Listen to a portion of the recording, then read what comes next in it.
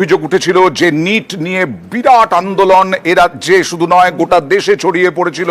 সেই নিট ফের প্রশ্ন ফাঁসে নতুন করে আর নয়, জানিয়ে দিল সুপ্রিম কোর্ট।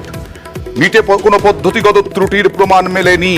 হাজারিবাগ ও পাটনাতেই প্রশ্ন ফাঁস, সিবিআই তদন্তের ভিত্তিতেই সুপ্রিম কোর্টের নির্দেশ।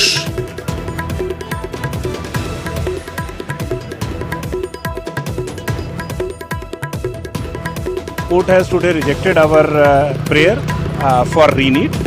Although court has confirmed that the leak was happened at Patna and Hazaribagh, but they have declined for re-NEET. Court has further directed to identify the other tainted person during the course of investigation, and if such person were found or students were found, they were to be debarred from the examination process. আর প্রাথমিক শিক্ষক নিয়োগে এর আগেও বিডবিয়া বারবার CBI ED ভর্ৎসনার মুখোমুখি হয়েছে আদালতের। আর এবার দুই আদালতে ভিন্ন মত সিবিআইয়ের, এ নিয়েও ক্ষুব্ধ বিচারপতি। সিবিআইয়ের ভিন্ন বক্তব্যে অসন্তুষ্ট আদালত। মামলার তদন্ত ও চার্জ গঠনে ভিন্ন বক্তব্য কেন্দ্রীয়